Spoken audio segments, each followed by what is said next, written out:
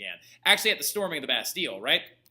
Now, this is a big moment because it's actually like kind of the big first act of violence that actually goes down in France, right? So you have to understand is after the tennis court oath, they all like spill out of the tennis court and they're all wet from the rain and stuff like that. And they go on to this thing called the Court du Mob, which is this really, really, really big marble court, right? That you actually like Louis would welcome his visitors in and stuff like that. Really, really big fancy marble floor. And they go out there and they're cheering and they're shouting and the king comes out and the queen comes out and they actually kind of celebrate with them, right? They're like, you know what?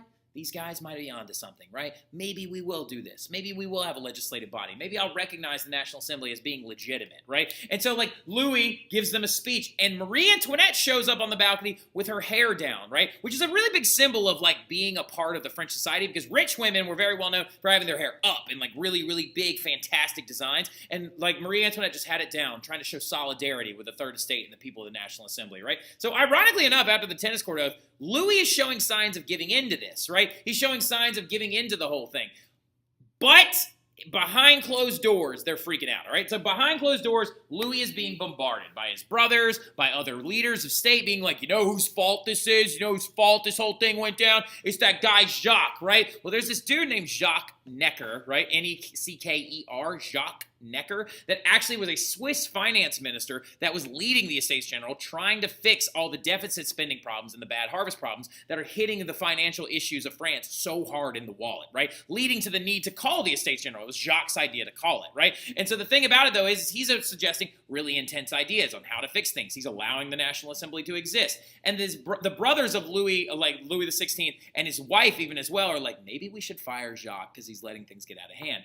And what ended up happening is Louis dismisses Jacques Necker. He like fires him and stuff like that on the advice of other people. And what ends up happening, though, is rumors begin to swirl around Paris because of that. Remember, ideas travel faster than disease, right? Rumors began to swarm Paris that troops are going to be brought in to arrest the National Assembly after Jacques Necker is fired, right? That troops are coming in also to suppress the riots that have been going down in Paris. So something that you don't realize also, because we've been talking about the revolution preparing itself and bowling over in Versailles, is that back in Paris and in other cities like it, right, the revolution's borderline already started. There have been riots, y'all. People have been, like, beat up in the streets and stuff like that. There have been bake shops that have been raided for, like, food. There's a factory that the people heard a rumor that he was going to fire a bunch of guys, so they, like, burned the factory down. And so, like, there's a lot of crazy stuff going on in Paris. The people are already angry and really, really, like, hyped up and really, really tense. It's like, y'all going in a rally. You know what I mean? Like, so rumors are swarming Paris, though, that now that Jacques has been fired and the people loved Jacques, right, that he's been fired and that the National Assembly might get arrested after the tennis court oath, the people are freaking out, right? And then all of a sudden they start seeing the military move around, right? The military's moving around and being brought in, looking like they might be being brought in to like shoot people and like suppress a riot or something like that. So what is the revolutionary French citizen, the urban worker, the regular guy that's not at the Estates General, what does he do in this state of fear? He's like, you know what I need? You know what I need? You know what I need? We know what we need to get? We need to get guns, right? Like, so let's go get guns, right? Let's go get guns so we can defend ourselves if the military decides to try and come at us, right? And so they all freak out. And a mob of 800 people starts hunting for guns, right? Like, so like now, and on this day, on July 13th, or 12th, 13th, and 14th, a roaming mob of 800 Parisians, right? 800 people from Paris start looking for weapons to defend themselves because they are getting so freaked out, right? They're getting so freaked out. And then by July 14th, they start storming into these areas, right? The July 13th, though, the interesting thing is where they go after first, right? Over 800 people actually originally went to go and try to find guns in this place called the Hotel des Invalides. And the Hotel des Invalides actually looks like this. It's actually a very beautiful building in the middle of Paris. I've been there. It's very, very cool. I was in this courtyard this year, and actually I was there on Bastille Day, which is like their 4th of July, which is a big deal. So like now, and I went on to this like entire like courtyard, and they had like helicopters landing and military personnel and like fighter pilots and stuff like that all out there for the French Foreign like Legion and also for the French military. This is actually a museum now of French military history, which is really cool. But at the time in 1789, it was actually a retirement home for like aged French military officers, right? Like, so like, but the thing about it is the people knew that as being an arm of the military that there were probably guns there. So they actually raided this complex, and underneath it, they found items they wanted to take. They looted the entire thing, and they also found hundreds and hundreds of rifles, as you can see them coming out with these rifles and guns and stuff like that. But the problem was, though, y'all, you got an issue. Those rifles had no bullets, and they had no gunpowder. So they had to figure out where that was going to come from, right? They were like, where do we get the bullets and the gunpowder? And then it all clicked into their mind. They were like, wait a minute. If I were the military, where would I put the gunpowder? I would put it inside of a thing that's meant to keep people locked away, right? So they went after this place, right? The Bastille, right? Look at the Bastille, right? This 8-turreted, massive Middle Ages fortress, right? So the Bastille was this really big concrete fortress, right? That originally in the Middle Ages was built to actually like keep people out, right? It was actually built as a protectionary device for if people, like foreign armies were raiding Paris, right? And it was a big fortress, right? Well, the thing about it is if it's built to keep people out, then it can easily be built to keep people in. So they had actually converted it by the 1700s into a prison, and some very famous prisoners have been locked up here. Voltaire, the Enlightenment thinker, was locked up there once for actually talking crap about Noble, and another very famous guy named the Marquis de Sade was actually locked up there as well. If you want to know why the Marquis de Sade is famous, just ask me in class, and I'll tell you why the Marquis de Sade is famous, and why he's like an infamous prisoner that got locked up in there. Fun fact, the Marquis de Sade apparently used to go up on top of the turret up here and be like, they're torturing me, come help me, this is awful, please, like, storm this place, there's bullets in here. And so then the guards were like, dude, can you stop? Like, so like now going into it though, what ends up happening is the people of Paris, that big mob of people, that 800 like strong mob of people, realizes that that's where the bullets and the gunpowder is, right? That's where the gunpowder is. It's inside the Bastille. So they decide to go and storm that bad boy, right? They want to go storm inside of it and take anything they can get their hands on. So the mob of Paris stormed into the Bastille on July 14th, 1789. Now, many people argue that this is the beginning of the revolution because it's the beginning of popular support and violent action, right? On July 14th, 1789, they rushed into the Bastille, freed the prisoners inside, got the gunpowder, got the bullets, not after killing several people. So, like, what ended up actually happening is, like, it's a Bastille, y'all. It's a very large fortress. So do you think that they're just going to open the door and let them in and be like, hello, poor people, come on in and take all the bullets and gunpowder and free the prisoners? No. They actually locked the doors first, right? They locked the doors and pulled up the drawbridge. So there was a moat around the outside of the Bastille, right? A moat that actually went around it. And so, literally, they actually, the rioters, like, took a plank of wood and put it over the moat and were, like, tightrope walking over it. And they went up to the door and they were sliding notes through it to the warden, right? Y'all know what a warden is, a guy that runs a prison, right? They were sliding a note through the door and being like, hey, read this. Like passing a note in class, they were just like, hey, read that. And so the warden was like reading it. It was like, open the door and give us all the stuff. And the warden wrote back. He's like, no. So yeah, and he like refused to do it. So they like jumped up on top of the drawbridge and used saws to saw through the chains and stuff like that. The drawbridge comes flying down, actually crushes one of the rioters that is there, right? Underneath the entire like drawbridge. And they rip the warden out and rip his assistant out. Y'all, and then they kill them, and then they put their heads on sticks, right? Like so, and they begin to parade through Paris with them. They take all the gunpowder, they take all the bullets, they free all of the prisoners as well, and the Marquis de Lafayette, in that moment, takes control of this new thing called the National Guard, right? This new militia that is being formed at the storming of the Bastille with heads on sticks out front. One of them actually had straw shoved into the mouth of it and stuff like that because he was a guy that was in charge of taxing bread. So they literally like, oh, you think you're so hungry now? Like, so like they literally, though, actually killed these people, put their heads on sticks, and have now formed a revolutionary military. And every single year they actually celebrate this thing in Paris.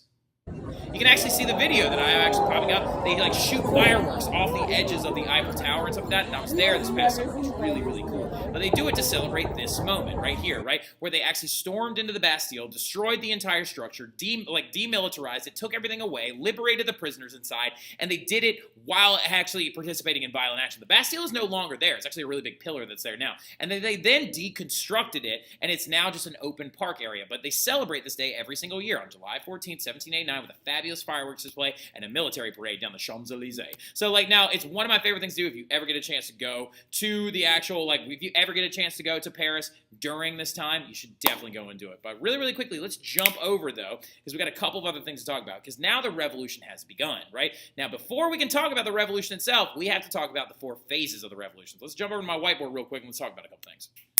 All right, y'all, so when we're over here at our whiteboard, we're now going to talk a little bit about the phases of the French Revolution, right? Now, you can look this up, Google this all you want. Academics highly disagree on what years the revolution spanned. Some believe it went from 1789 to 1799. Some people believe it went from 1789 to 1815. I'm a 1789 to 1815 person because when you read enough about this stuff, I consider Napoleon a part of the revolution, whereas a lot of people don't. All right, so like now, like we're looking at this, though, we need to understand, though, the growth and expanse in this revolution. In this class, we're going to break the revolution down into 4 basic phases, right? So you got from 1789 to 1793, which is going to be what is known as the liberal phase, right? You got the liberal phase, which is going to be like when people like the Marquis de Lafayette are helping lead, right? Charles Talleyrand is another famous guy that's helping lead. And they want to just change things a little bit, right? They want to keep the king alive. They want a constitutional monarchy, and you'll see that as the flip progresses and stuff like that. And they want this kind of stuff, right? They want simple change. Things will be a cultural change in France. Then from 1793 to 1794, you have what's known as the Radical Phase, right? The Radical Phase, also known as the Reign of Terror, right? And you'll notice right here it's very short-lived, right? It's very short-lived. It's only a year long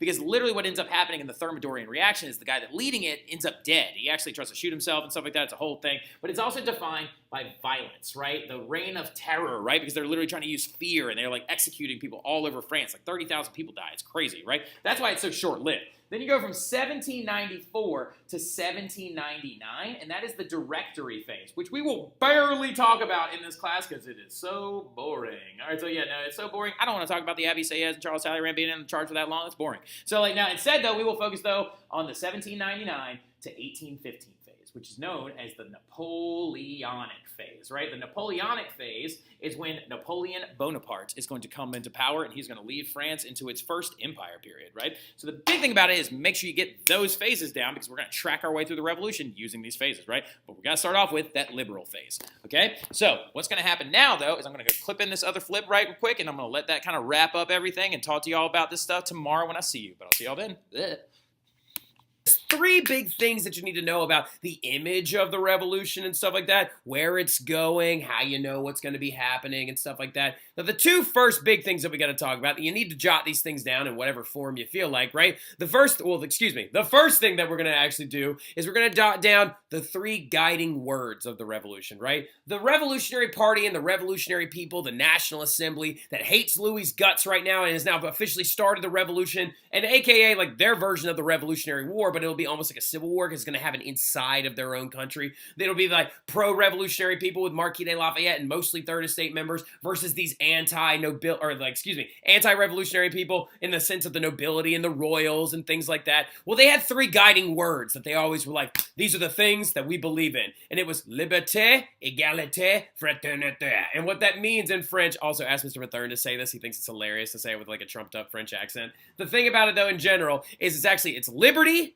equality, and fraternity, aka brotherhood, right? Brotherhood amongst people that actually believe in this revolution. They would have that on banners and on signs, and they would parade it through the streets. Liberty, equality, fraternity. And they also wore certain things to demonstrate that they were pro-revolution, right? One of them is this thing. It's called a tricolor cockade, right? And it's actually three different specific colors. Red representing liberty, red represented liberty, and the red and the blue also represented the old colors of Paris, and the white right here in the middle represented the king and the nobility, and of course like the keeping of the royals. But it was a revolutionary symbol. It's a pin. It looked like about like that big, and you would wear it on your hat usually, or you would wear it on your chest somewhere, right? And also the other one that you would oftentimes see people wear during the revolution is a red liberty cap, right? They would actually wear a red cap that was designed to be actually a specific color, one being that of red. And also what's really, really cool is you can actually see this red liberty cap in the United States of America. If you look at the Senate seal of the U.S., this image of a red kind of like Smurf looking hat kind of a thing has actually always been very, very big as representing liberty. As you can see one right there on the United States Senate seal, right? So this image of that red cap has been around for a really long time. It actually is descendant of ancient Rome. Ancient Roman slaves, when they were freed, were given one of these caps to wear to demonstrate that they were no longer a slave anymore, right? And so the French Revolution is like, we will take ownership of this image and we will no longer be slaves to our former oppressive government under the rulership of the Bourbons, and we demand liberty, equality, fraternity, right? Knowing those images is really, really big to your understanding of this revolution, right? So once this has began, though, once the storming of the Bastille has happened and everything starts going down, a new document is written as well, where the Revolutionary Party, the National Assembly, outlines what they believe all men in France and men in France deserve. And it's called the Declaration of the Rights of Man, which is a very intense document name because it's the Declaration of the Rights of Man. And citizenry, unfortunately, right? When actually you look at the document name itself, it goes the Declaration of the Rights of Man. And citizenry. I like Declaration of the Rights of Man because it sounds like a heavy metal band that maybe Mr. Roddy's in or something like that. But it was actually a really, really big image to kind of use as their form of a Bill of Rights, right? You had the English Bill of Rights under William and Mary. You had the American Bill of Rights after their revolution. And so the French decide to write one of their own. And guess who wrote this document, right? This is a full-on revolution now because we have a document stating our new rights. The person two people write this down who wrote this document was none other Then the Marquis de Lafayette, which you can see right here, and him helping lead the revolution. And look what's on his hat, a tricolor cockade, right? Demonstrating he's pro-revolution. He wrote it along with Thomas Jefferson, who came to France to help him write it, and it literally has a preamble, and it outlines the basic rights of human beings under the new Revolutionary Party.